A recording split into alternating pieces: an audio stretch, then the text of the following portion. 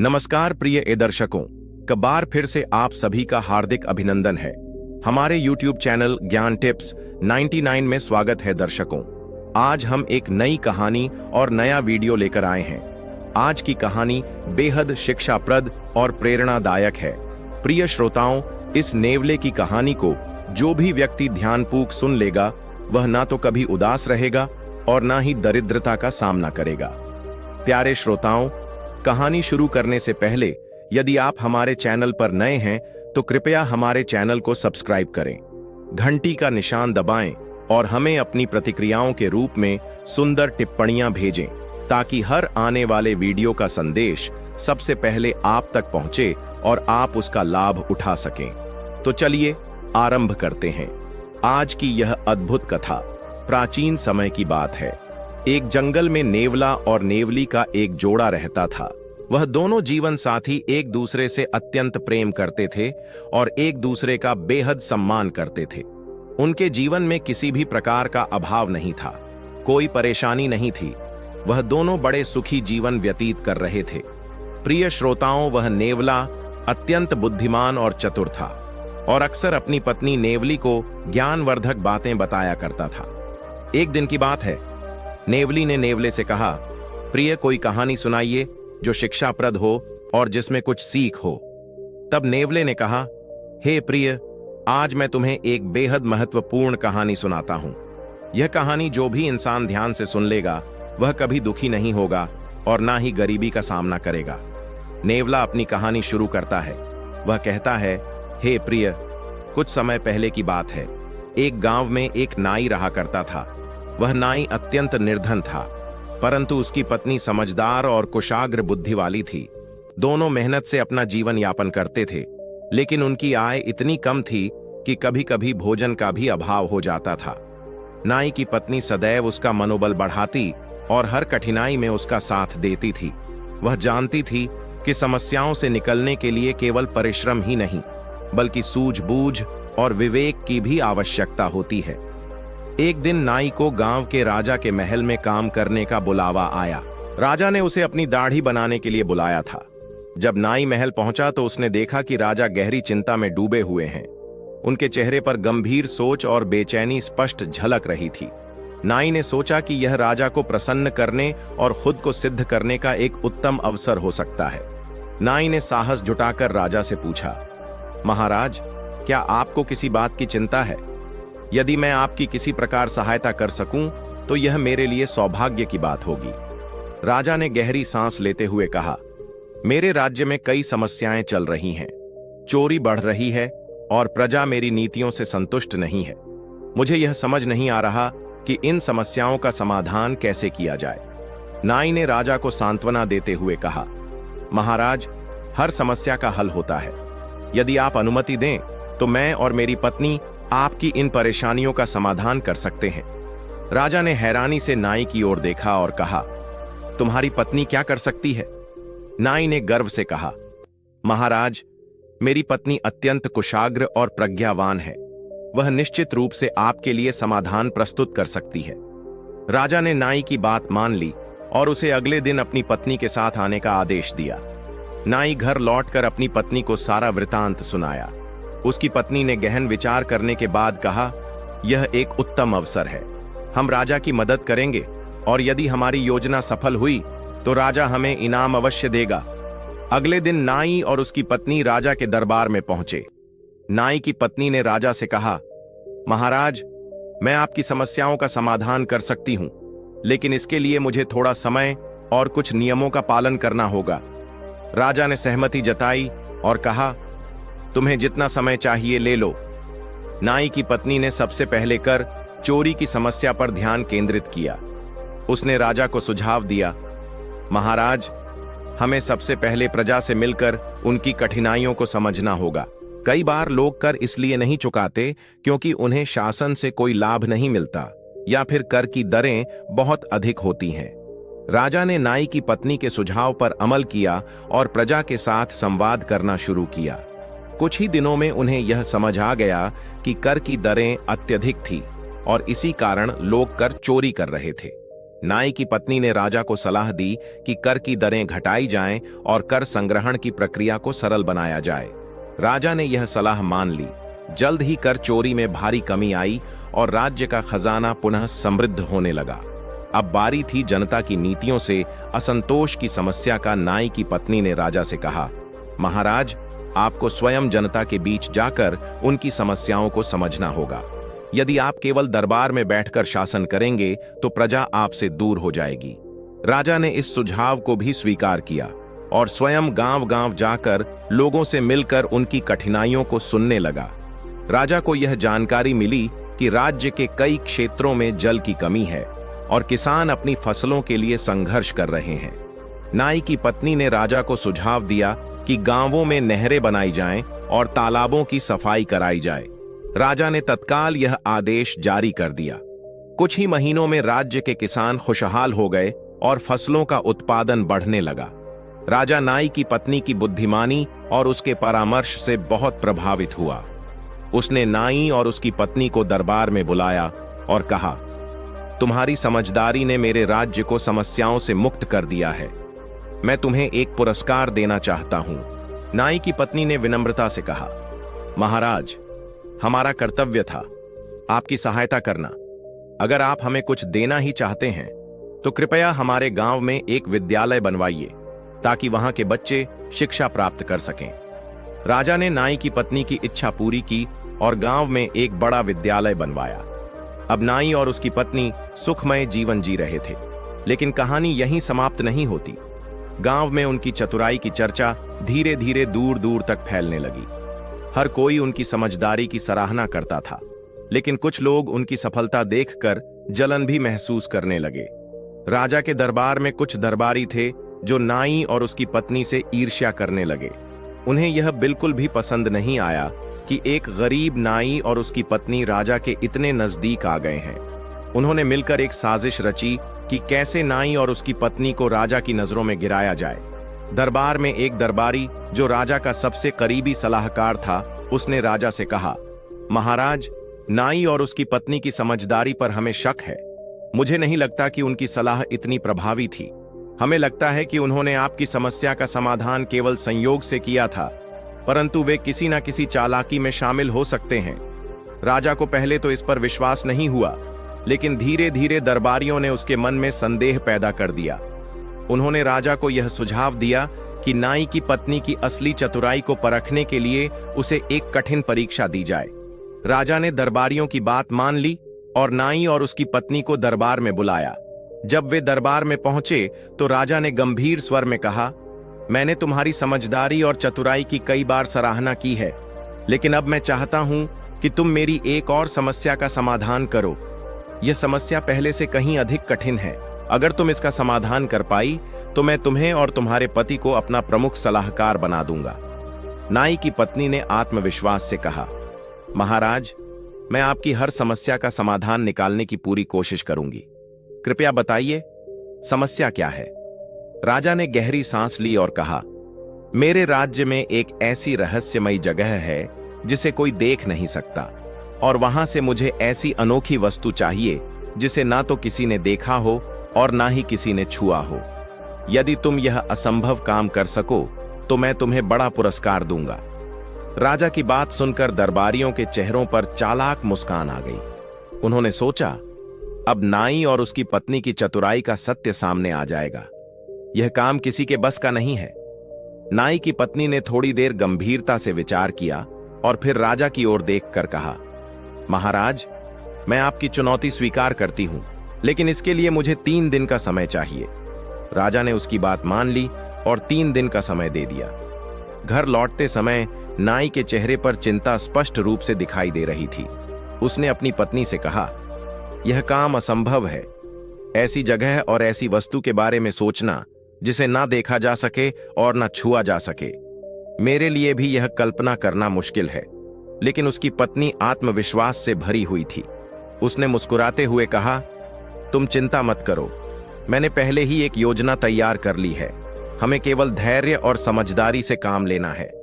अगले 3 दिनों तक नाई की पत्नी अपनी योजना पर काम करती रही। तीसरे दिन सुबह वह तैयार होकर दरबार में पहुंची। राजा और दरबारियों ने उत्सुकता और जिज्ञासा से उसका इंतजार किया। हर कोई यह देखना चाहता था कि वह इस चुनौती का सामना कैसे करेगी। राजा ने गंभीर स्वर में पूछा, क्या तुम वह वस्तु लाकर लाई हो जिसे ना देखा जा सकता है और ना छुआ जा सकता है? नाई की पत्नी ने आत्मविश्वास से भरे शांत स्वर में उत्तर दिया, महाराज, आपकी समस्या का समाधान मेरे पास है। मैं आपके लिए एक ऐसी वस्तु लेकर आई हूं जिसे ना कोई देख सकता है और ना कोई छू सकता है। यह सुनकर दरबार में एक सन्नाटा छा गया। सभी दरबारी उसकी चतुराई और आत्मविश्वास से प्रभावित हो गए। अब हर किसी को यह जानने की उत्सुकता थी कि वह कौन सी वस्तु है जिसे ना देखा जा सकता है और ना छुआ जा सकता है। नाई की पत्नी ने उत्तर दिया, महाराज, वह वस्तु है, विचार विचार को ना कोई देख सकता है और ना कोई छू सकता है, लेकिन यह संसार की सबसे शक्तिशाली चीज है। विचार विचार ही वह शक्ति है जो असंभव को भी संभव बना देती है। राजा कुछ पल के लिए चुप हो गए, फिर उन्होंने जोर से हंसते हुए कहा, तुमने सही कहा, विचार वाकई एक ऐसी चीज है जिसे कोई देख नहीं सकता और ना ही छू सकता है, लेकिन इसका प्रभाव अनमोल होता है। तुम्हारी चतुराई ने एक बार फिर साबित कर दिया कि तुम कितनी समझदार हो। दरबारियों की साजिश नाकाम हो गई और नाई की पत्नी की समझदारी ने उसे और भी अधिक सम्मान दिलाया। राजा ने नाई और उसकी पत्नी को अपना मुख्य सलाहकार बना लिया। अब वे न केवल राजा के प्रिय थे, बल्कि उनकी सलाह और नीतियों से राज्य समृद्ध और खुशहाल हो गया था। उनकी बुद्धिमानी और समर्पण की कहानियां पूरे राज्य में फैल चुकी थीं। राजा हर महत्वपूर्ण निर्णय के लिए उन्हें बुलाता और उनकी राय लेता। हालांकि यह दरबार के कुछ पुराने दरबारी नहीं सहन कर पा रहे थे। दरबारियों को यह अब भी खटक रहा था कि एक साधारण नाई और उसकी पत्नी इतने उच्च पद पर कैसे पहुंच गए। उनमें सबसे अधिक जलन दरबार के मुख्यमंत्री को हो रही थी, जो दरबारियों का प्रमुख था। वह पहले से ही नाई और उसकी पत्नी के प्रति नफरत रखता था और अब उन्हें दरबार से बाहर करने की एक बड़ी साजिश रचने लगा। एक दिन मुख्यमंत्री ने बाकी दरबारियों से कहा, नाई और उसकी पत्नी अब हमारे लिए और भी बड़ा खतरा बन गए हैं। अगर वे इसी तरह राजा के प्रिय बने रहे तो वह दिन दूर नहीं जब वे हमारे पदों पर भी कब्जा कर लेंगे। हमें अब ऐसी योजना बनानी होगी जिससे राजा को उन पर हमेशा के लिए संदेह हो जाए और वे दरबार से बाहर हो जाएं। सभी दरबारी इस योजना को सहमति दे रहे थे और एक नई चाल की रूपरेखा तैयार की। उन्होंने तय किया कि वे नाई की पत्नी के खिलाफ राजा के मन में बड़ा शक पैदा करेंगे और इसके लिए एक झूठी कहानी तैयार की। कुछ दिनों बाद दरबारियों ने राजा के पास जाकर कहा, महाराज, हमें एक गंभीर बात पता चली है। हमें लगता है कि नाई की पत्नी आपके खिलाफ साजिश कर रही है। वह अपनी चतुराई का इस्तेमाल सिर्फ आपकी समस्याओं का समाधान करने के लिए नहीं, बल्कि आपके खिलाफ षड्यंत्र रचने के लिए कर रही है। राजा यह सुनकर चौंक गए। उन्होंने दरबारियों की बातों पर यकीन तो नहीं किया, लेकिन शक का बीज उनके मन में रोपित हो गया। दरबारियों ने उनकी शंका को और बढ़ाने की कोशिश की। वे बोले, महाराज, वह इतनी चालाक है कि आपको धोखा दे सकती है। अगर आप हमारी बात पर विश्वास नहीं करते तो आप उसे एक अंतिम परीक्षा दे सकते हैं। यदि वह इस परीक्षा में विफल हो गई तो इसका मतलब यह होगा कि वह सचमुच एक धोखेबाज है। राजा ने कुछ देर विचार किया और तय किया कि नाई की पत्नी को एक और कठिन परीक्षा दी जाए। उन्होंने सोचा कि इससे सच्चाई सामने आ जाएगी। अगले दिन राजा ने नाई और उसकी पत्नी को दरबार में बुलाया। इस बार राजा के चेहरे पर गंभीरता थी और दरबारी अपनी साजिश की सफलता की उम्मीद में खुशी से मुस्कुरा रहे थे। राजा ने गंभीर स्वर में कहा, तुमने अब तक मेरी कई समस्याओं का समाधान किया है। मैं तुम्हारी चतुराई और समर्पण की प्रशंसा करता हूं, लेकिन अब मैं तुम्हें एक अंतिम परीक्षा देना चाहता हूं। अगर तुम इस परीक्षा में सफल हो गई तो मैं तुम्हें राज्य का सबसे ऊंचा सम्मान दूंगा, लेकिन अगर तुम असफल हो गई तो तुम्हें और तुम्हारे पति को यह दरबार छोड़ना होगा। नाई की पत्नी ने राजा की ओर देखा और बिना घबराए विनम्रता से कहा, महाराज, मुझे आप पर और अपनी समझदारी पर पूरा विश्वास है। मैं आपकी हर परीक्षा के लिए तैयार हूं। कृपया बताइए, मुझे क्या करना होगा? राजा ने गहरी सांस ली और कहा, तुम्हें 7 दिन के भीतर मेरे राज्य के सबसे दुर्लभ और अनमोल खजाने को ढूंढ कर लाना होगा। वह खजाना ऐसा होना चाहिए जिसे कोई छू ना सके। लेकिन वह हमारे जीवन का सबसे महत्वपूर्ण हिस्सा हो। अगर तुम वह खजाना लाकर दिखा सको तो तुम इस परीक्षा में सफल मानी जाओगी। यह सुनकर दरबारियों को लगा कि इस बार नाई की पत्नी असफल हो जाएगी, क्योंकि ऐसा खजाना ढूंढना तो असंभव था। वे अंदर ही अंदर मुस्कुरा रहे थे, सोचते हुए कि अब नाई और उसकी पत्नी की चतुराई सामने आ जाएगी। लेकिन नाई की पत्नी हमेशा की तरह शांत और संयमित थी। उसने राजा से कहा, महाराज, मुझे कुछ समय चाहिए और मैं आपकी यह परीक्षा पूरी करूंगी। नाई की पत्नी ने कई दिन सोचा, लेकिन कोई स्पष्ट उत्तर नहीं मिल पा रहा था। नाई भी चिंतित था। वह अपनी पत्नी को परेशान देख रहा था, लेकिन उसकी पत्नी ने उसे शांत किया और कहा, धैर्य रखो, मेरे पास समाधान होगा। मैं सही समय पर सही उत्तर के साथ लौटूंगी। 7वें दिन नाई की पत्नी दरबार में पहुंची। राजा और सभी दरबारी बेसब्री से इंतजार कर रहे थे कि अब वह क्या उत्तर देगी। दरबार में एक गहरी चुप्पी थी। सभी की निगाहें उस पर थीं। नाई की पत्नी ने दरबार में प्रवेश किया, हाथ जोड़कर राजा के सामने खड़ी हुई और कहा, महाराज, आपके द्वारा मांगा गया खजाना मैं आपके सामने प्रस्तुत करती हूं। वह खजाना समय है। समय से अधिक दुर्लभ, अनमोल और महत्वपूर्ण कोई चीज नहीं है। समय को कोई छू नहीं सकता, लेकिन यह हमारे जीवन का सबसे बड़ा खजाना है।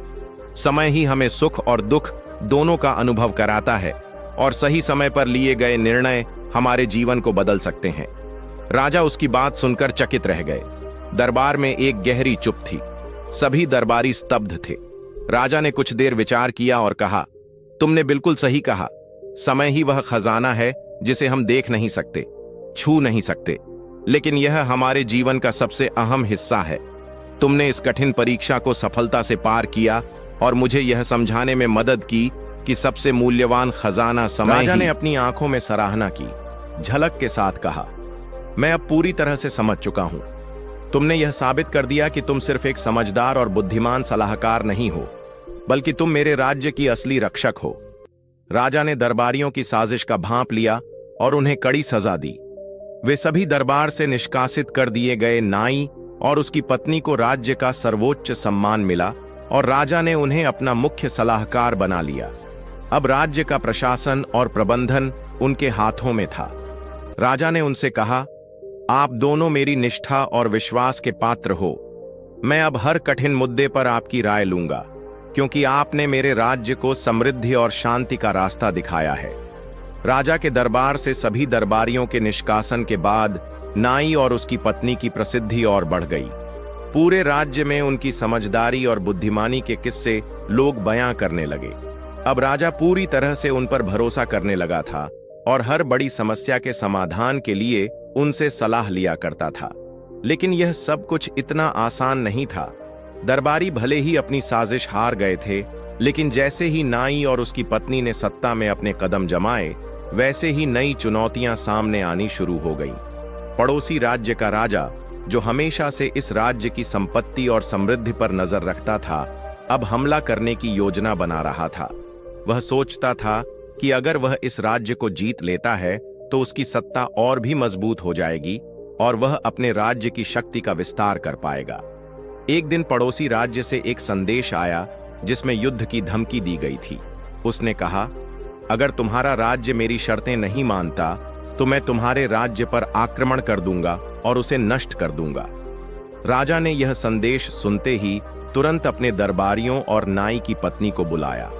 वह बहुत चिंतित था और बोला, हमारे राज्य की शांति अब खतरे में है। पड़ोसी राज्य के राजा ने युद्ध की धमकी दी है। मैं नहीं चाहता कि हमारे लोग युद्ध के कारण कष्टित हों। हमें इस समस्या का समाधान शांति से निकालना होगा। नाई की पत्नी कुछ देर तक गहरे विचारों में खोई रही, फिर बोली, महाराज, युद्ध कभी भी सही समाधान नहीं होता। हमें पहले इस मुद्दे को शांति से हल करने की कोशिश करनी चाहिए। यदि हम युद्ध में उलझे तो न केवल हमारे लोग कष्टित होंगे, बल्कि हमारे राज्य की समृद्धि भी खतरे में पड़ जाएगी। हमें इस समस्या का हल समझदारी से निकालना होगा और मुझे यकीन है कि हम इसका समाधान निकाल लेंगे। राजा ने नाई की पत्नी की बातों पर ध्यान दिया और माना कि युद्ध को अंतिम विकल्प के रूप में ही अपनाया जाना चाहिए। उसने नाई की पत्नी से कहा, तुम सही कहती हो। अब हम सब मिलकर इस समस्या का शांतिपूर्ण समाधान निकालेंगे। राज्य के सभी मुद्दों का हल अकेले निकालने की सोच ने नाई की पत्नी को इस अहंकार में डाल दिया कि वह अकेली ही सब कुछ कर सकती है और उसे किसी की मदद की आवश्यकता नहीं है। उसने राजा की सलाह को नजरअंदाज कर दिया और निर्णय लिया कि वह अपने फैसले खुद ही लेगी। यह सोच उसे और भी आत्मविश्वास दे रही थी, क्योंकि अब उसे लगता था कि उसकी चतुराई ही सबसे सही रास्ता है। नाई की पत्नी का यह बढ़ता हुआ अहंकार धीरे धीरे उसे अपने पति से भी दूर कर रहा था। पहले वह अपने पति से हर फैसले पर सलाह लिया करती थी, लेकिन अब उसने उसे अपने विचार, इससे हमारी योजना और भी मजबूत होगी। लेकिन नाई की पत्नी ने उसकी बात को गंभीरता से नहीं लिया और आक्रामक स्वर में कहा, मैंने हमेशा सही फैसले लिए हैं और अब मुझे किसी की सलाह की जरूरत नहीं है। मैं जानती हूं कि क्या सही है और क्या गलत। कुछ दिनों बाद राजा के दरबार में एक गंभीर मुद्दा उठ खड़ा हुआ। राज्य में पानी की कमी हो रही थी और सभी गांवों में सूखा पड़ने की संभावना थी। यह समस्या राज्य की पूरी व्यवस्था के लिए खतरे की घंटी बन चुकी थी। राजा ने नाई की पत्नी को इस समस्या का समाधान ढूंढने की जिम्मेदारी दी, क्योंकि वह अब राज्य के प्रमुख सलाहकार के रूप में जानी जाती थी। नाई की पत्नी ने अपने अहंकार में आकर सोचा कि वह अकेले ही इस समस्या का हल निकाल लेगी, और उसे यह विश्वास था कि उसकी चतुराई से ही यह संकट हल हो सकता है। हालांकि बाकी दरबारी और विशेषज्ञ उसे सलाह दे रहे थे कि इस मामले में राज्य के विशेषज्ञों और जलवायु वैज्ञानिकों की मदद ली जानी चाहिए। वे सभी चाहते थे कि इस समस्या का समाधान सामूहिक प्रयास से निकाला जाए, लेकिन नाई की पत्नी ने उनकी बातों को नजरअंदाज कर दिया और अपनी योजना पर पूरी तरह से विश्वास करते हुए उसे लागू करने का निर्णय लिया।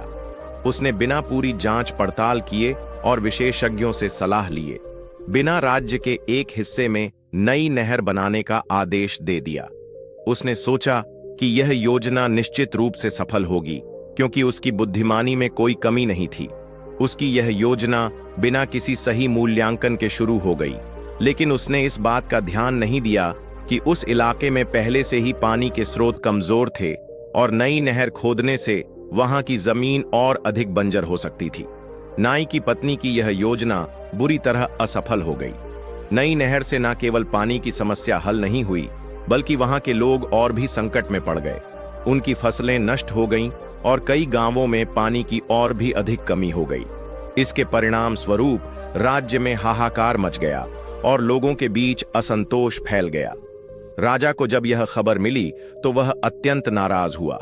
उसने तुरंत नाई की पत्नी को दरबार में बुलवाकर उसके सामने खड़ा कर दिया और गंभीर स्वर में कहा, तुम्हारी चतुराई की मैंने हमेशा सराहना की है, लेकिन इस बार तुम्हारा अहंकार, अगर तुमने अपने पति और दरबारियों की सलाह ली होती तो शायद यह समस्या इतनी बड़ी न बनती।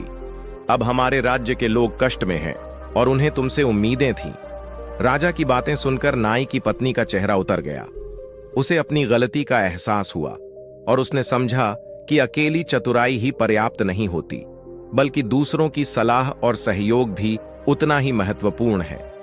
उसका अहंकार उसकी सबसे बड़ी कमजोरी बन गया था और अब उसे अपनी गलतियों का पछतावा हो रहा था। नाई की पत्नी ने राजा के सामने सिर झुकाकर माफी मांगी और कहा, महाराज, मुझसे बहुत बड़ी गलती हो गई है। मैंने अपनी चतुराई पर इतना भरोसा कर लिया कि दूसरों की सलाह को नजरअंदाज कर दिया। मैं समझ गई हूं कि बिना परामर्श और सहयोग के कोई भी निर्णय सही नहीं हो सकता। मुझे इस परिणाम का डर नहीं था, लेकिन अब मुझे यह एहसास हो गया कि टीम वर्क और सही दिशा में सहयोग ही सफलता का रास्ता है। मैं आपसे और राज्य के सभी लोगों से क्षमा चाहती हूं। राजा ने उसकी माफी स्वीकार की, लेकिन उसे चेतावनी दी कि भविष्य में किसी भी निर्णय से पहले परामर्श और पूरी जांच पड़ताल करना जरूरी है। तुम्हें समझना होगा कि हर समस्या का हल अकेले नहीं निकाला जा सकता। एक अच्छा नेतृत्व हमेशा अपने साथियों की सलाह और अनुभव का आदान प्रदान करता है। नाई की पत्नी ने राजा से माफी प्राप्त करने के बाद अपने पति से भी माफी मांगी। वह मानती थी कि उसने अपने पति की सलाह और अनुभव को नजरअंदाज किया था, और वह वादा करती है कि अब वह हर फैसले में उसकी सलाह लेगी। नाई की पत्नी ने अपनी गलतियों से सीख ली और अब वह पहले से भी अधिक समझदार और विनम्र हो गई। उसने अपने अहंकार को छोड़कर सहयोग और सलाह के महत्व को समझा। उसने यह भी समझा कि केवल अपने ज्ञान पर निर्भर रहना ही पर्याप्त नहीं है, बल्कि अपने आसपास के लोगों की राय भी उतनी ही महत्वपूर्ण होती है। उसके बाद राज्य में जब भी कोई समस्या आई, नाई की पत्नी ने अपने पति और दरबारियों के साथ मिलकर समाधान निकाला। उन्होंने मिलकर समस्याओं का सामना किया और राज्य में शांति और समृद्धि बनाए रखी। नाई की पत्नी ने यह साबित किया कि बुद्धिमानी के साथ साथ विनम्रता और सहयोग भी जीवन में बहुत जरूरी है। अहंकार इंसान को केवल पतन की ओर ले जाता है, लेकिन जब इंसान अपनी गलतियों से सीखता है तो वह फिर से अपने रास्ते पर लौट सकता है। दोस्तों, इस कहानी से हमें यह सीख मिलती है कि चाहे हम कितने भी चतुर या बुद्धिमान क्यों ना हो, अहंकार हमें हमेशा नुकसान पहुंचाता है। सही निर्णय लेने के लिए हमें दूसरों की सलाह और सहयोग की जरूरत होती है। विनम्रता और सहयोग जीवन की सबसे बड़ी ताकतें हैं, जिन्हें अपनाने वाला सच्ची सफलता प्राप्त करता है।